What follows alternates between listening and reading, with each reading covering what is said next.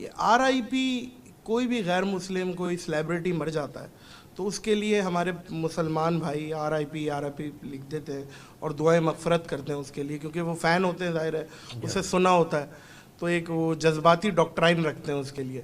تو یہ RIP کا مطلب کیا ہے، اور یہ کسی غیر مسلم کے لیے دعائیں مغفرت کرنا کیسا؟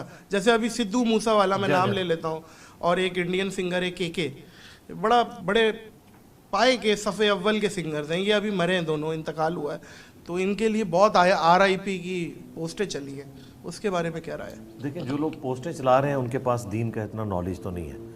میرا خیال ہے ہمارا کام ہے ہم انہیں ایجوکیٹ کریں کہ یہ ریسٹ ان پیس ایبریویشن ہے RIP. تو ظاہر ہے کہ بینگ مسلم ہمارا یہ عقیدہ ہے کہ جو اسلام کے اوپر جس کی موت ہوگی یہ آخرت میں انعام اسی کے لیے. ان الدین عند اللہ الاسلام، اللہ کے حضور ایکسیپٹیبل ریلیجن صرف اسلام ہے.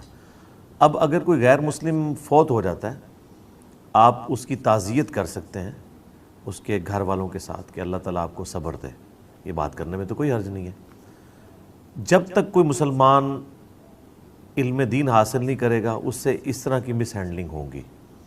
غیر مسلم جب تک زندہ ہے آپ اسے دعا بھی دے سکتے ہیں، اللہ تعالیٰ تمہیں ہدایت دے، باقی سارے معاملات. ونس جب وہ مر گیا تو سورہ التوبہ کے اندر واضح فتویٰ موجود ہے کہ کسی نبی کے لیے، کسی اہل ایمان کے لیے، اللہ تعالیٰ نے انبیاء کو بیچ میں شامل کیا، کسی اہل ایمان کے لیے انبیاء کے ساتھ ذکر کیا. یہ شایع نہیں ہے کہ جب انہیں پتہ چل جائے کہ ان کے قریبی رشتہ دار جو ہیں وہ کافر مرے ہیں تو وہ ان کے لیے دعائیں مغفرت کریں یا آخرت کی یہ کوئی دعا کریں، یہ ان کے لیے جائز ہی نہیں ہے. اور یہ ایگریڈ اپون مسئلہ ہے تمام مکاتب فکر میں، یعنی یہ نہیں ہے کہ یہ صرف سنی کا مسئلہ ہے یا صرف شیعہ کا مسئلہ ہے، یہ سب کا اس کے اوپر اتفاق ہے کہ غیر مسلم کو آپ زندگی میں دعا دے سکتے ہیں، مرنے کے بعد آپ کوئی ایسی دعا اس کے لیے نہیں کر سکتے جو اس کی آخرت سے متعلق ہے.